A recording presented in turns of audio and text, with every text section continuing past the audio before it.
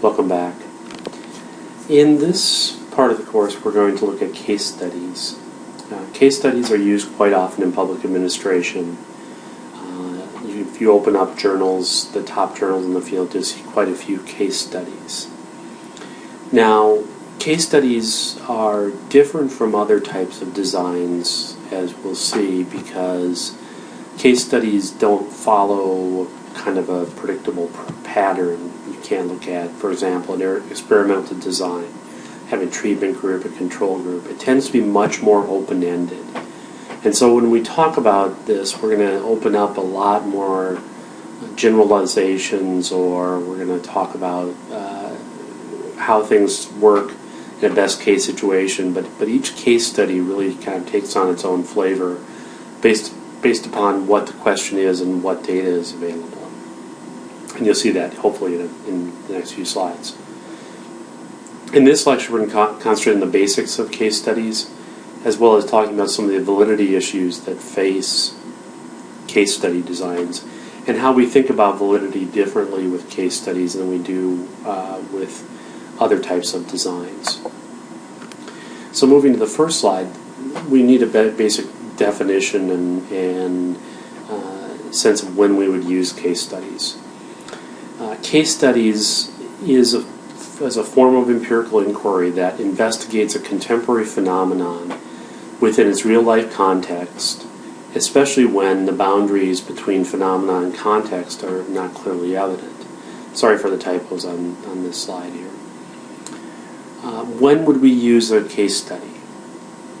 Well, if you have many more variables of interest, so we're not really sure which variables affect a certain effect variable, then if we have many more of those than we have data points, ability to test the data, then we should use a case study.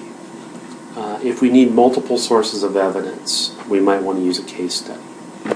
Now, one of the things I kind of want to immediately kind of dissuade you from is associating case studies with a particular approach to doing research.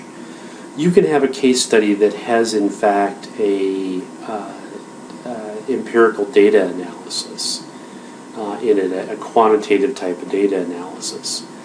A lot of case studies are done in a more qualitative sense, and we'll talk about the effects of that on validity in just a few minutes.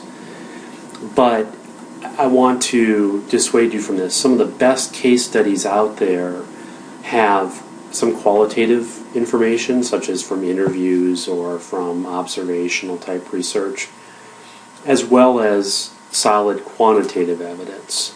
And so this type of mixed method approach is really catching on in the field and is going to become more common. But I want to stress that you should rely on multiple sources of evidence for a case study. One of the advantages of case study is that it's very highly integrated with theory. We don't make a lot of simplifications when we do a case study. We go out and we try and measure holistically the entire context of the situation.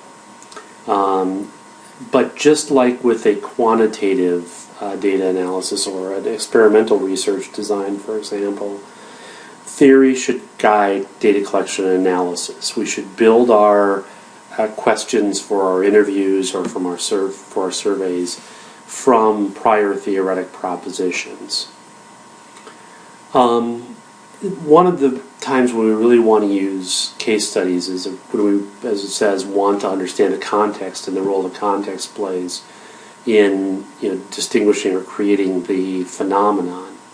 So it's very good at answering how and why questions. In terms of the relationship between research design and case studies, I think it's safe to say that what I said in the first slide is that case studies tend to be much more open. There's no roadmap such as there is for an experimental research design. Each case study requires its own research design. We need a logical plan to go from the set of questions to be answered to the conclusions of the study. That doesn't mean we should immediately set out to do a survey, for example. Again, we want to divorce the question of method from the question of design. Research design is a blueprint of the research, just like what we've been saying all along.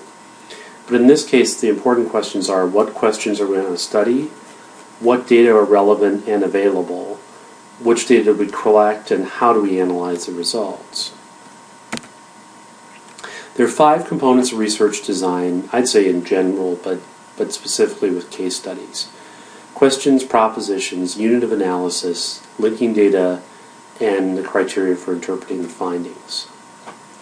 The questions for a case study tend to be, again, how and why questions. Why do people not save for retirement? How do people go about thinking about what is an appropriate level of savings to have? These type of high-level questions, again, start us down the road of doing conceptual mapping, trying to come up with a logical design. We answer these questions with possible partial answers, in other words, hypotheses. This directs attention on what we want to examine. Propositions are more concrete than questions. It forces the study in the right directions. If you're doing a strictly exploratory study, if you simply want to look at the universe of factors that seem to affect a certain situation, we don't have propositions. We don't have hypotheses. In this case, we should state the purpose, though. Why will it be important to understand these factors? We still need some type of way to kind of narrow down the focus of the study, because it can become very broad very fast. In terms of unit analysis, what is the case? Are we looking at individuals, decisions, programs? There's everything that is true for an experimental or longitudinal or cross-sectional design with respect to exception fallacies and ecological fallacies is true here also. The unit of analysis relates to the research questions and the propositions. It's all too easy within case studies, because it is so open, to try and cover everything in your research. We tend to want to look at all the factors, but that's not realistic. We have to limit it somehow by looking at, within the unit of analysis, what are the important things we need to do research on. And this is really important. Different unit of analysis requires different research design and data collection strategy, because there are different threats at the individual level versus the decision level versus the program level. And so the choice of unit of analysis, in a lot of cases, seems rather mundane, but it's not. It has some very big implications in terms of what we're going to do, how we're going to collect data, what is our design going to look like.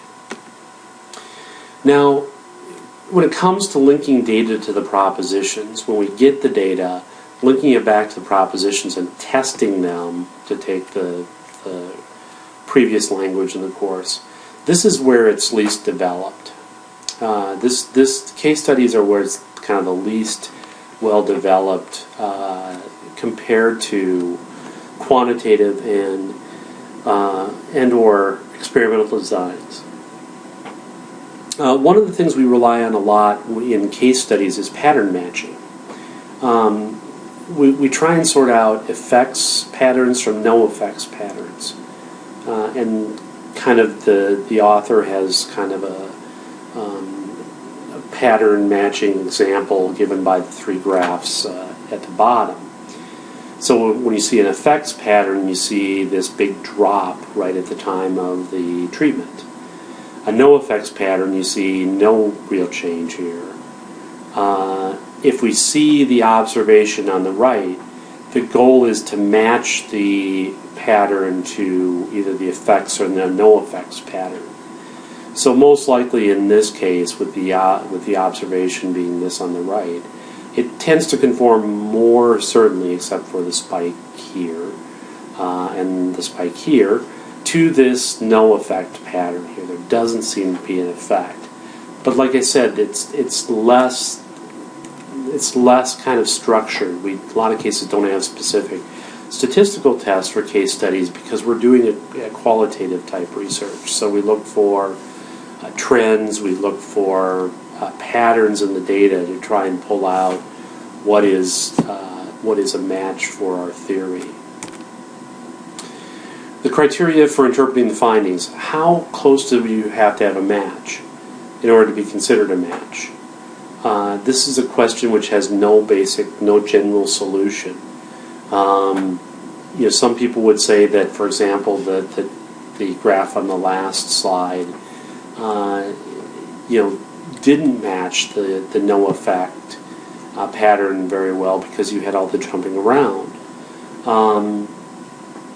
It's just very difficult to say, and this is something where you just rely on experience and, like I said a million times, the help of other people in looking at your results to see what they see. We hope that patterns of rival propositions, so in other words alternative hypotheses, are contrasting. So if we are looking at the effect of gender on savings behavior, we hope that the pattern we see that women save more or less than men, that is shown, there's an effect shown there, but the other important variables for the rival propositions, there's no effect. Then we can start to say something powerful about the results. Now, I want to talk just briefly about validity issues when we're dealing with qualitative data. When we deal with qualitative research as opposed to quantitative research, and again, by qualitative I simply mean we're not trying to put a number to something. We're not trying to either take the number it already has, like age or something, or apply a number to it, such as belief in higher power or something like that. What we're doing is we're trying to sort out patterns in qualitative data. Qualitative validity is different from quantitative or traditional validity criteria. Instead of having internal validity, we have something called credibility. Instead of external validity, we have transferability. Instead of reliability, we have dependability. And instead of objectivity, we have confirmability. Credibility is where the research results are credible or believable from the perspective of the participant in the research. And so basically the notion here is if we showed the results to the participant, would they believe it? That's roughly something along the lines of internal validity. Transferability, I think, is just another word for external validity. It's generalizability. Dependability is the research must account for the ever-changing context within which research occurs. And we'll talk about context, how to control for context issues in the next lecture. And then finally, confirmability. Confirmability is the degree to which the results could be confirmed or corroborated to others. This is kind of the rubber hits the road type of thing. Like I said, replication is very, very important with case studies so that we tend to get multiple results all pointing to the same issue or the same force. And that's when you can produce the most powerful research. So that's it for this lecture. In the next lecture, we're going to talk about some specific design issues and designs in case study research. Thank you very much.